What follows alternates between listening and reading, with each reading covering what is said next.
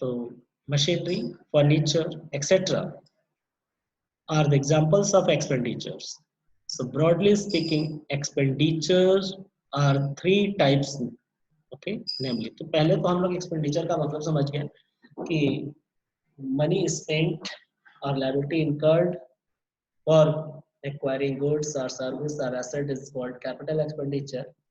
Okay, हम लोगों ने पहले ये पढ़ा, फिर उसके बाद हमने पढ़ा थोड़ा सा और इजी वे में कि thus an expenditure is payment for benefit receipt. Okay, किसी भी बेनिफिट को रिसीव करने के लिए जो एक्सपेंडिचर करते हैं वो हमारे लिए जो पेमेंट करते हैं वो एक्सपेंडिचर होता है सर. फॉर एग्जांपल में लिखा हुआ है payment for rent, salary, purchase of goods, purchase of land, machinery, furniture etcetera are the examples of expenditure. So broadly speaking, अब हम लोग एक्सपेंडिचर तो पढ़ लिए कि एक्सपेंडिचर होता है क्या actually. Now we have to understood that कि the whole expenditure has been classified into how many parts. As receipt के केस में हम लोगों ने पढ़ा था there are two types of receipt, capital receipt and revenue receipt. So likewise here expenditure is also divided into three parts. You can see broadly speaking expenditures are three types, namely capital expenditure, revenue expenditures and deferred revenue expenditure. Right, तो एक होता है capital expenditure, एक revenue और deferred. तो हम कैसे identify करेंगे कि कौन सा एक्सपेंडिचर कैपिटल है, कौन सा रेवेन्यू है और कौन सा डेफर्ड है. सो मैं एक पहले जनरल व्यू में बता देता हूँ कि all those expenditures are all those payments incurred by an organization for acquiring fixed assets. Okay, so कह रहा है all those expenditure which are incurred by the organizations for acquiring fixed assets are called capital expenditure. तो I think यहाँ तक समझ में आ रहा होगा. कल हम लोगों ने पढ़ा था fixed, या पहले पढ़ चुके हैं fixed assets क्या होता है. तो fixed assets को खरीदने के लिए जो पैसा हम खर्च करते हैं, नगद या उधार खरीदते हैं, दोनों एक्सपेंडिचर में आएगा. अगर हमने परचेस किया, चाहे हम इमीडिएटली पेमेंट किए हो ऑन द स्पॉट या हम बाद में पेमेंट करेंगे, बट हमने खरीद लिया तो हमारे ऊपर ड्यू हो गया. So students, sorry for inconvenient, क्या किया जाए, नेटवर्क सो ओके. हम लोग बात कर रहे थे कैपिटल एक्सपेंडिचर की, right. So now again we are coming to the point. I think this is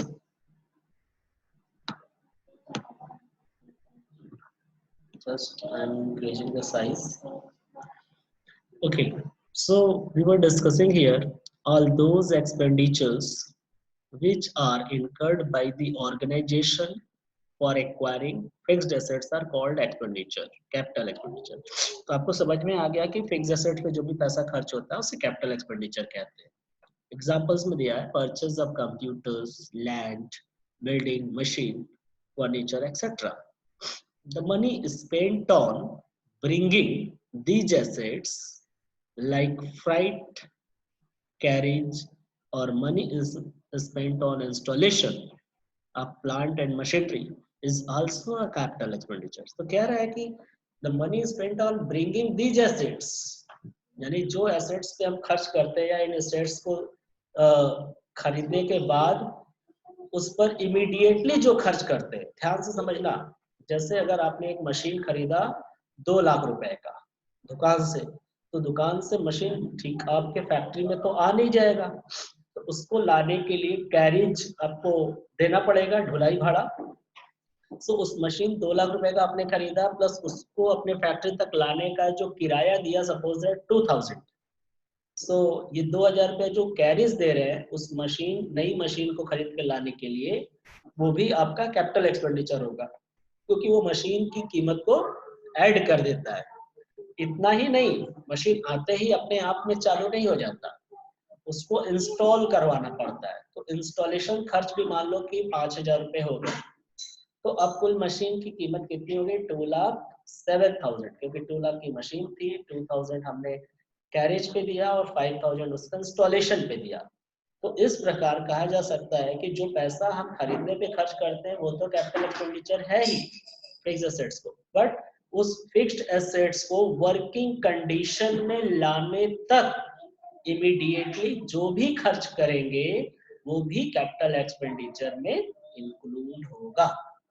so इसीलिए कह रहा है the money spent on bringing these assets, मतलब लाने का खर्च लाइक फ्राइट कैरेज, और money spent on installation of plant and machinery is also a capital expenditure.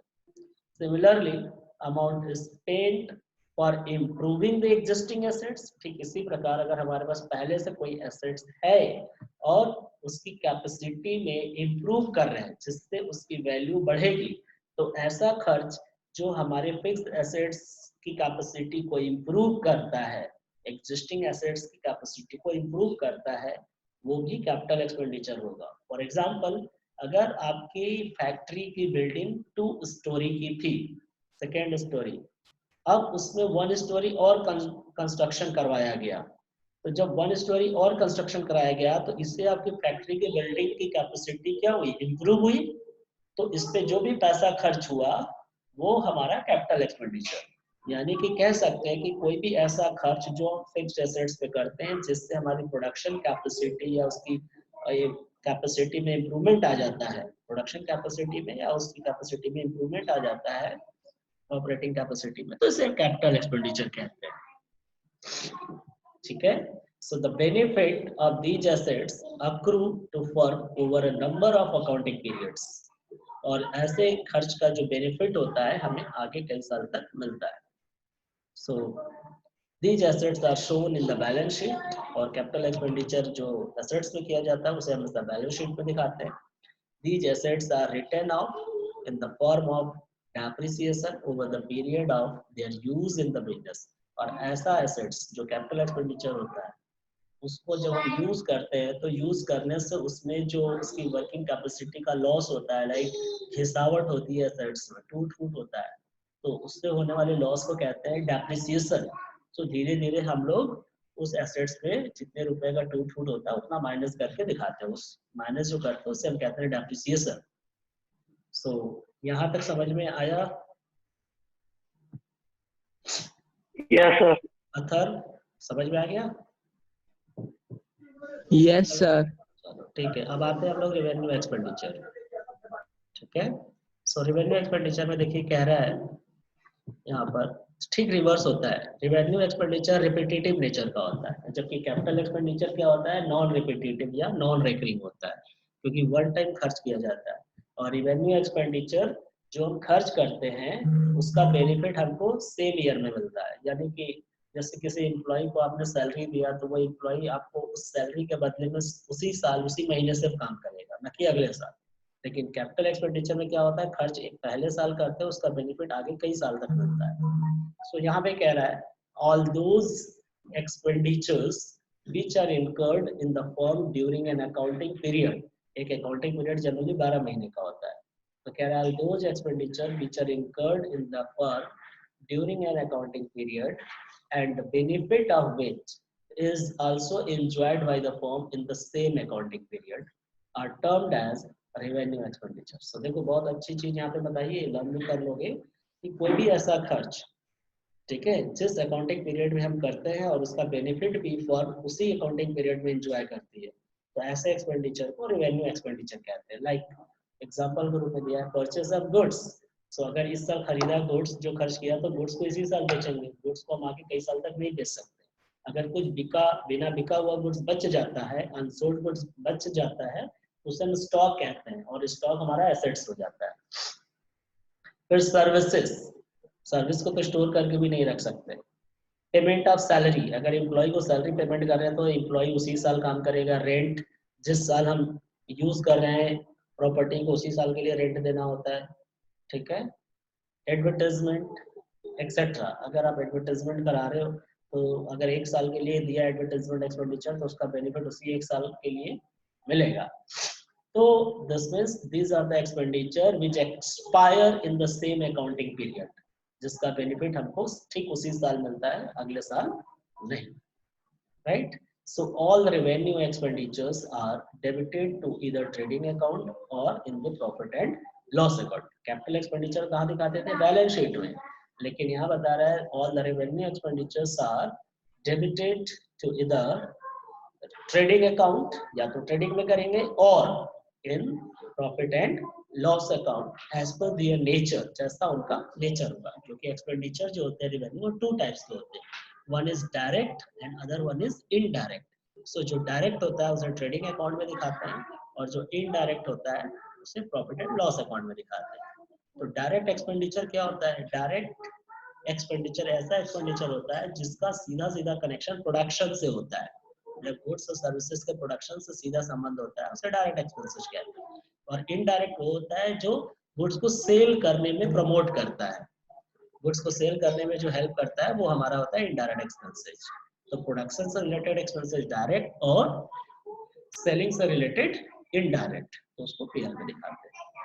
These expenditures do not enhance the earning capacity. देखो revenue expenditure एक ऐसा है जो हमारी earning capacity को नहीं बढ़ाता, okay, of the business. So they are never shown in assets in the balance sheet. All revenue expenditures are also termed as expenses. क्योंकि हम जैसे सैलरी दिए तो हमारी अर्निंग कैपेसिटी को नहीं, एम्प्लॉय का सर्विस हमको मिलेगा, उससे हमारी अर्निंग कैपेसिटी नहीं बढ़ती है, जितना है उतना ही रहेगी। लेकिन अगर ये फिक्स्ड एसेट्स पे खरीदोगे, नई मशीन खरीदोगे, और तो नया मशीन को यूज करने से आपकी प्रोडक्शन कैपेसिटी बढ़ जाएगी, इसलिए उसको बैलेंस शीट में दिखाते हैं। But revenue expenditure will not increase your earning capacity, it will maintain your earning capacity. Okay, so now we have studied about the revenue and capital. So कोई बताइए, दृष्टि दृष्टि दृष्टि दृष्टि से हिमांशु,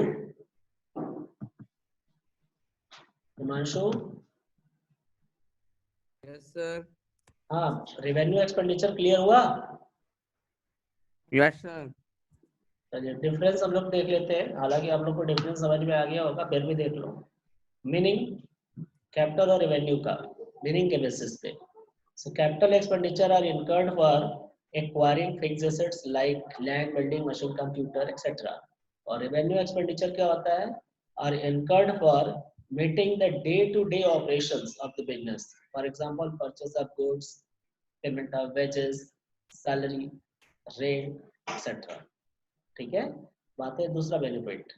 तो दूसरे बेनिफिट में कह रहा है कि यहाँ पर दे yield मीन्स जनरेट करना ना, दे yield benefit over a long period of time, यानी सेवरल इयर्स। यानी कैपिटल एक्सपेंडिचर जो करते हैं हम लोग, उसका बेनिफिट हमें कई साल तक मिलता है, बट यहाँ पर दे yield benefit in the same accounting year. तो बहुत अच्छा डिफरेंस है, ये ध्यान रखिएगा। बेनिफिट डिराइव्ड के बेसिस पे कैपिटल एक्सपेंडिचर में सेवरल ईयर तक मिलता है और a long period of time, और यहाँ in the same accounting year. Now third difference between this on the basis of position in financial statement. अब financial statement में कहाँ दिखाते हैं? So capital expenditure, as you know that they are shown in asset side in the balance sheet, but revenue expenditure are debited to trading account or profit and loss account as per their nature. जैसा उनका nature हो, अगर वो direct है तो trading में और indirect है तो पीएल में, राइट। सो अब आगे देखिए पर्पस, दोनों का पर्पस क्या होता है। सो कैपिटल एक्सपेंडिचर का पर्पस है they increase the earning capacity of the business. अगर आपका प्रोडक्शन ज्यादा हो रहा है तो आपको और मशीन खरीदना पड़ेगा, ठीक है। अगर ग्रोथ हो रहा है तो और ब्रांचेस ओपन करने पड़ेंगे और बिल्डिंग वगैरह खरीदना पड़ेगा, ठीक है। तो ये अर्निंग कैपेसिटी को बढ़ाता है, बट यहाँ पे क्या कर रहा है, ये मेंटेन करता है earning capacity. They are incurred for the day to day maintenance of the business, इसे बिजनेस को मेंटेन करने के लिए करते हैं। सो राइट, आप लोग इसका अपना स्क्रीनशॉट भी ले सकते हैं, और कैसे करना वैसे पीडीएफ में है। So now we come to the deferred revenue expenditure. Deferred revenue expenditure कह सकते हैं हाइब्रिड है। हाइब्रिड मींस हियर ये इसमें जो फीचर है वो कैपिटल का भी फीचर है और रेवेन्यू का भी फीचर होता है। डेफर्ड रेवेन्यू एक्सपेंडिचर में दोनों एक्सपेंडिचर का फीचर है। जैसे कैपिटल एक्सपेंडिचर का फीचर क्या होता है, कई साल तक हमको फायदा मिलेगा, और रेवेन्यू एक्सपेंडिचर क्या होता है कि ये रेकरिंग नेचर का होता है और इसका बेनिफिट हमें सेम अकाउंटिंग पीरियड में मिलता है। ठीक है, सो जैसा कि आपको पता है कि एक एग्जांपल मैं लेता हूँ, एडवर्टाइजमेंट हमें हर साल कराना पड़ता है, या एडवर्टाइजमेंट को हम हमेशा रेवेन्यू एक्सपेंडिचर में रखते हैं क्योंकि हमारी अर्निंग कैपेसिटी नहीं बढ़ाता। जो रेवेन्यू एक्सपेंडिचर होता है it just maintains our earning capacity, does not increase. So यहाँ पे कह रहा है if the benefit of a revenue expenditure is likely to accrue to firm over a period of several years, तो कह रहा है अगर ऐसा रेवेन्यू एक्सपेंडिचर, देखिए यहाँ पे हेडिंग क्या लिखा है डेफर्ड, लेकिन यहाँ बता रहा है the benefit of revenue expenditure, यानी कहा एक तरीके से कहा जा सकता है कि deferred revenue expenditure is the revenue expenditure, but there are some features of capital expenditure, that's why it is called deferred revenue. So क्या है, फिर से पढ़ते हैं हम लोग। If the benefit of revenue expenditure is likely to accrue, यानी revenue expenditure का जो benefit है is likely to accrue to firm over a period of several years, अगर उसका benefit हमें firm को कई साल तक मिलता है, ठीक है, such revenue expenditures are termed as deferred revenue expenditure। ये सब लाइन याद रखिएगा, आप लोग पूछा जाता है एग्जाम्स में। हाँ बोलिए। सर एक्रू मतलब क्या होता है? अर्न करना, मतलब जो अर्न करके रखना, जैसे होता है ना कि जैसे गुल्लक में पैसा जुटाते हो थोड़ा थोड़ा करके, तो वो क्या होता है, अक्रूड होता यस है। तो अक्रूड का मतलब यहाँ होता यस है कि बढ़ता है। तुम, हाँ देखो अक्रूड का मतलब यहाँ क्या हुआ, जैसे फिक्स एसेट्स होता है, फिक्स एसेट तुमने खरीदा इस साल, लेकिन यस उसका बेनिफिट आगे कई साल तक तुम्हें मिलेगा, तो अक्रूड का मतलब होता है यस रिसीवेबल। ध्यान से समझो, एक होता है रिसीव्ड जो रिसीव हो गया, और एक होता है रिसीवेबल यानी जो रिसीव होना है। ठीक है, तो रेवेन्यू एक्सपेंडिचर एक ऐसा यस एक्सपेंडिचर है जिसका बेनिफिट आगे फ्यूचर में भी होगा, इसीलिए कह रहा है likely to accrue to yes form over a period of several year. Such revenue yes expenditures are termed as deferred revenue expenditures. For example, huge amount of money is spent on investment for launching a new product in the market. Market में एक नया product launch करने जा रहे हो, तो उस पे जो एडवर्टाइजमेंट पे किया है पैसा खर्च, देखो कह रहा है huge amount of money spent on advertisement for launching a new product in the market. Suppose नया कुछ तुमने प्रोडक्शन किया जो मार्केट में अभी तक आपने लॉन्च नहीं किया था, अब लॉन्च करने से पहले नया प्रोडक्ट आपको खूब अच्छे से एडवर्टाइजमेंट कराना पड़ेगा। ठीक है, छोटा मोटा एडवर्टाइजमेंट जरूरी नहीं है, उसके लिए एक मेजर एडवर्टाइजमेंट चाहिए जिससे सभी लोग इस प्रोडक्ट के बारे में जान सके। ठीक है, तो इसका खर्च हम इतना ज्यादा कर देते हैं कि उसका बेनिफिट सिर्फ उसी साल नहीं मिलता, बल्कि हमें आने वाले आगे 2-4 साल 5 साल तक भी मिलता रहता है। ठीक है, तो हम लोग एक एस्टिमेट कर लेते हैं कि इस ह्यूज अमाउंट का जो इतना ज्यादा पैसा खर्च किया, इसका बेनिफिट आगे कई साल तक मिलेगा हमें। मान लेते हैं कि 50 लाख रुपए तुमने खर्च कर दिया एडवर्टाइजमेंट में, और उसका बेनिफिट तुमको 5 साल तक मिलना है, तो पर ईयर का आपका खर्चा कितना हुआ 10 लाख, लेकिन पेमेंट तो आप पहले ही कर दिए हो। ठीक है, लेकिन आप टोटल 50 लाख की है, लेकिन बेनिफिट हर साल कितना मिल रहा है आपने एस्टिमेट किया 10 लाख, क्योंकि 5 ईयर तक बेनिफिट मिलेगा सपोज दैट। सो आप 10 लाख रुपए को प्रॉफिट एंड लॉस अकाउंट में दिखाएंगे एज ए रेवेन्यू एक्सपेंडिचर, और 40 लाख को बैलेंस शीट में दिखाएंगे एज ए कैपिटल एक्सपेंडिचर, क्योंकि उसका बेनिफिट मिलेगा। फिर अगले साल वापस से फिर 10 lakh rupees profit and loss account में दिखाओगे, फिर बच गया 30 लाख तो उसको बैलेंस शीट में दिखाओगे। तो ऐसा तब तक करते जाएंगे जब तक कि पूरा कंप्लीटली राइट ऑफ ना हो जाए। So deferred revenue expenditure is the revenue expenditure which is likely to accrue to firm over a period of several years. Okay, such revenue expenditures are termed as revenue expenditure. Sorry, deferred revenue expenditure. And examples: huge amount of money spent on advertisement for launching a new product in the market, called as advertisement development or advertisement campaign. Suppose example दिया है Maruti Suzuki Limited spent rupees 50 lakhs on advertisement to launch its new model of car Maruti Dzire, and it hopes that it will yield benefit for 5 years to company. इसने hope किया कि 5 साल तक इस 50 लाख रुपए का बेनिफिट हमको मिलेगा, प्रचार कराने की जरूरत नहीं है, 5 साल तक इसका बेनिफिट हमको मिलता रहेगा। So the 1/5 of the advertisement amounting to rupees 10 lakh will be debited to profit and loss account being revenue expenditure and आगे कह रहा है एक मिनट आ रहा है person. तो रेवेन्यू एक्सपेंडिचर सिमिलरली तो कह रहा है कि and 4/5 advertisement cost amounting to rupees 40 lakh will be shown as assets in the balance sheet being the portion of deferred revenue expenditure.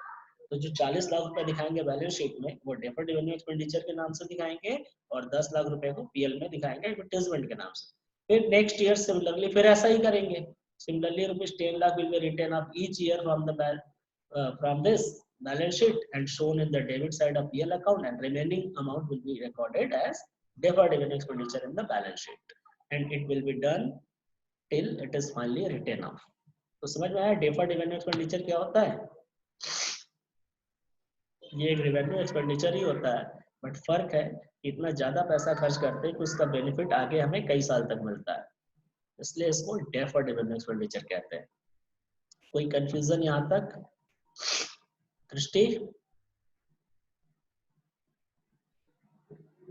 दृष्टि यस सर. हाँ बताइए, डेफर्ड रेवेन्यू एक्सपेंडिचर में कोई प्रॉब्लम? No sir. तो हम लोग का expenditure topic सारा फिनिश. अब एक्सपेंसेस कुछ बता रहा है 0.9 और 10 minutes आर लेफ्ट ओनली ना. Within 10 minutes we have to finish this. और आप लोगों से एक चीज कहना है कि आप सभी लोग सेकंड चैप्टर का भी नोट्स आप बना लो. सिर्फ मैं क्लियर करवा रहा हूँ यहाँ. आप लोग के पास पीडीएफ फाइल में भेजा हो, जिसके पास नहीं आप लोग शेयर कर लो, उससे आप लोग नोट्स पूरा बना लो 2 चैप्टर का. ठीक है, क्योंकि इसमें टर्मिनोलॉजी है. टर्मिनोलॉजी चूंकि हम लोग डिस्कस कर रहे हैं सर, और कुछ ऐसा नहीं है कि इसमें न्यूमेरिकल है कि बिना मेरे नहीं होगा. ठीक है, अब एक्सपेंसेज हम लोग पढ़ते हैं. देखो एक्सपेंडिचर पढ़ लिया. एक्सपेंडिचर 3 टाइप्स के होते हैं, कैपिटल एक्सपेंडिचर, रेवेन्यू एक्सपेंडिचर और डेफर्ड रेवेन्यू एक्सपेंडिचर. अब एक्सपेंसेज क्या है, ये सारे टर्मिनोलॉजी आपको याद रखना है, यही सब एग्जाम्स में आते हैं. आप लोग being a commerce student you must know the meaning of each word, so revise it again and again.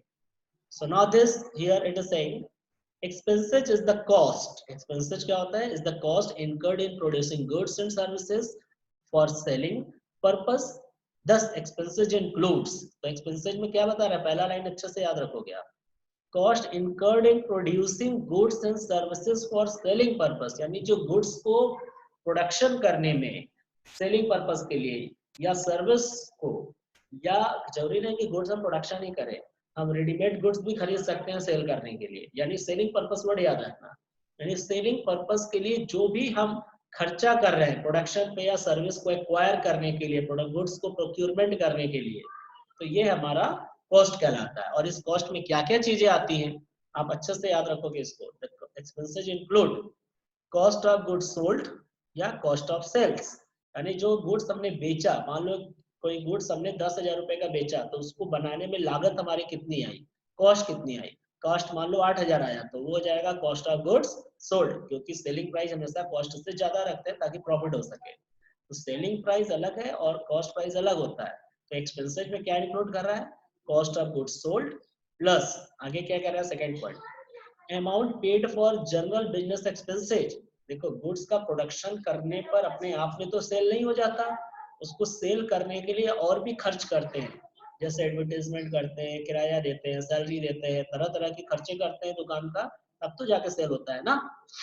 कि बनाकर फैक्ट्री में से ही डायरेक्टली सेल तो हो नहीं जाता. आप सोचो कि अगर आप कोई ऑयल परचेस करने जाते हो, सोप खरीदने जाते हो, टूथपेस्ट खरीदने जाते हो, या आप कोई भी प्रोडक्ट मार्केट से खरीदने जाते हो जिसका एडवर्टाइजमेंट आप देखते हो, तो क्या फैक्ट्री में सीधे जाके तो खरीदते नहीं हो. फैक्ट्री में पहले प्रोडक्शन होता है, फिर वो सप्लाई करता है, डिफरेंट यूजेस लेता है, जैसे ट्रांसपोर्ट सर्विस लेता है, एडवर्टाइजमेंट लेता है, फाइनेंस सर्विस लेता है, बैंकिंग लेता है, तरह तरह की उनका अपना अलग खर्च हुआ.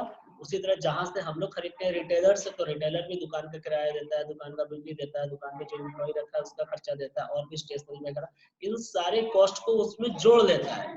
यानी कि उसका जो प्रॉफिट आएगा ये सारे कॉस्ट को माइनस करने के बाद. तो इसी तरह एक्सपेंसेस में क्या आता है कि all those expenses which we use for selling purpose. So cost of goods sold, amount paid for general business expenses such as salary, rent, advertisement, stationery, etc. Depreciation also.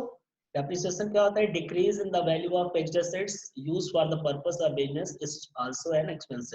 जैसे आप बिलिंग मशीन आप use कर रहे हो, cell करते हो goods, तो उसका बिल बना के देते हो, तो मशीन क्या वो भी तो डेप्रिसिएट होता है, जैसे नया खरीद कर लाया तो वैसा थोड़ी रहता है, तो उसकी भी एक लाइफ टाइम होती है, तो वो भी डेप्रिसिएट होता है। तो जितने रुपए से लॉस हो रहा है, डेप्रिसिएट हो रहा है, वो भी हमारा एक्सपेंसेज में आता है। याद रखो, इसे बहुत इंपॉर्टेंट चीजें हैं। The expenses include cost of goods sold, amount paid for general business expenses such as salary, rent, advertisement, stationery, etc. बहुत सारी और भी चीजें होती है। Depreciation, amount written off out of debtors towards bad debts or provision for doubtful debt for current year is also an expense. हमने doubtful debt के बारे में शुरू में पढ़ाया था आप लोग को, फर्स्ट चैप्टर में आई थिंक, या सेकंड में, जो भी। डाउटफुल डेब्ट क्या होता है, डेटर क्या होता है? डेटर हमारा कस्टमर होता है जिसको गुड्स उधार सेल किए होते हैं। तो कुछ कस्टमर या कुछ डेटर के यहाँ हमारा पैसा डूब जाता है या डूबने का चांस होता है, तो जो डूब गया वो भी लॉस मानते हैं एक्सपेंसेज, और जो डूबने का चांस है उसको भी एडवांस में हम लोग मेंटेन करते हैं, एक्सपेंसेज मान लेते हैं। ठीक है, तो ये भी आपका इंक्लूड होता है, बैड डेट्स एंड डाउटफुल डेब्ट एक्सपेंसेज में। तो द कॉस्ट, लास्ट में कह रहा है the cost of goods sold is charged or debited to trading account. जो कॉस्ट ऑफ गुड्स सोल्ड होता है वो ट्रेडिंग अकाउंट में दिखाते हैं, ठीक है, and which will which all other expenses are debited to profit and loss account. So cost of goods को जो पहला पॉइंट है इसको ट्रेडिंग अकाउंट में दिखाते हैं क्योंकि सीधा ये प्रोडक्शन से रिलेटेड होता है, और अदर एक्सपेंसेस जो सेकेंड, थर्ड, फोर्थ है ये हमारा सेलिंग से रिलेटेड होता है, गुड्स को सेल करने में हेल्प करता है, इसलिए इसको हम लोग प्रॉफिट एंड लॉस अकाउंट में दिखाते हैं। तो समझ में आ गया यहाँ तक? एक्सपेंसेस समझ में आ गया सभी को? Yes sir. हाँ, तो अब हम लोग इनकम, 4 मिनट्स आर लेफ्ट। तो इनकम में देख लीजिए, इनकम, प्रॉफिट, तरह तरह के वर्ड से आप लोग को याद रखना है, इक्वेशन याद रख लोगे। Income is the amount of profit और during an accounting period. Income क्या होता है? अमाउंट ऑफ प्रॉफिट और ड्यूरिंग एन अकाउंटिंग पीरियड। तो यहाँ प्रॉफिट कह रहा है, जबकि प्रॉफिट वर्ड आप नीचे देखो 11th पॉइंट पे नीचे दिया है, तो ध्यान रखो सबका बड़ा टेक्निकल कनेक्शन है। So income is the amount of profit earn during an accounting period. So कैसे करते हैं? Incomes are different from revenue. Income revenue से अलग होता है, कैसे? सो कह रहा है amount received from sale of goods and services is called revenue. जो गुड्स जितने रुपए में हम सेल करते हैं वो हमारा क्या कहलाता है? रेवेन्यू। ठीक है, amount received from sale of goods and services is called revenue. Suppose that आपने 50,000 का गुड्स बेचा तो 50,000 रुपया मिला, तो ये कहलाएगा रेवेन्यू। रेवेन्यू का मतलब होता है, कल भी पढ़ा था हम लोगों ने रिसिप्ट में, revenue from sale of goods या सेल्स रेवेन्यू। तो जो गुड्स बेचने की वजह से जो पैसा मिलता है उसे हम लोग रेवेन्यू कहते हैं। अब यहाँ पर कह रहा है similarly cost of goods sold is called expenses. देखो 50,000 का अगर हमने गुड्स बेचा, सेलिंग प्राइस 50,000 है, तो 50,000 का रेवेन्यू हो गया। अब कॉस्ट ऑफ गुड्स सोल्ड तुम्हें मालूम है कि एक्सपेंसेज कहलाता है। अब उस 50,000 रुपए का जो गुड्स बेचा उसकी कॉस्ट प्राइस जो है 30,000 है, सपोज दैट, तो वो एक्सपेंसेज हो गई। अब आपको प्रॉफिट कितना हुआ या अमाउंट कितना अर्न किया, जिसे हम इनकम कहते हैं। तो 10 surplus, surplus means excess, surplus of revenue over the expenses is called as income. It is expressed as income is equal to revenue minus expenses. Revenue मैंने एग्जांपल लिया 50,000 और expenses एग्जांपल लिया 30,000. Expenses means cost of goods sold और revenue means selling price. तो minus करेंगे तो हमारा income आ गया। एग्जांपल में देख लो आप, एक अदर एग्जांपल दिया है।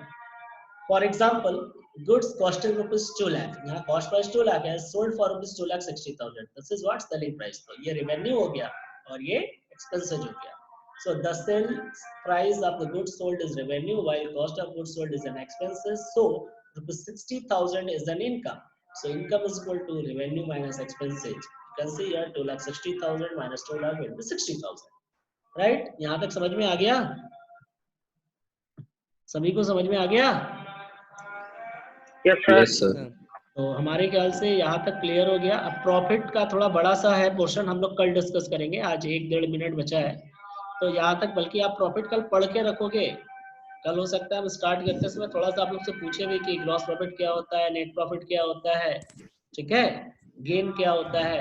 ये सब थोड़ा सा छोटे छोटे पॉइंट्स आप पढ़ के रखोगे तो पढ़ाने में अच्छा लगेगा और तुम्हें समझने में भी अच्छा लगेगा। If you are not doing study at home, so no meaning of doing a study at online, because online class first you need to revise from your PDF file which already have same. If you don't have, you can share from your friends, you can ask from your friends, right students? So आप लोग बहुत अच्छे हो, लेकिन yes sir. जो लोग नहीं थोड़ा सा ज्वाइन कर रहे हैं उन लोग को आप इंस्पायर करो, मोटिवेट करो, क्योंकि उनका मार्क्स इसी में डिपेंड करता है। अगर वो लोग सोच रहे हैं कि रिजल्ट नहीं आया तो ये फूल है, क्योंकि रिजल्ट जब भी आएगा पढ़ाई आपकी आगे दोबारा बैक नहीं जाएगी, ठीक है। और पढ़ना अच्छी बात है, घर पे बैठकर कोई मतलब नहीं है।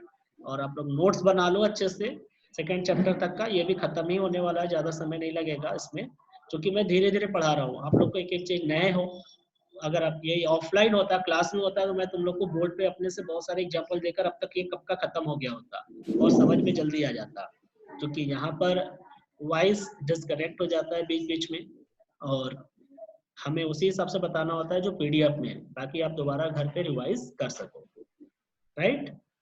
तो स्टूडेंट्स हम लोग कल पढ़ेंगे प्रॉफिट के बारे में, देख लीजिए आपके सामने है प्रॉफिट कितने टाइप्स के होते हैं, ठीक है। So now I am living, okay, I'm leaving the students, just wait, just I have to take a pic.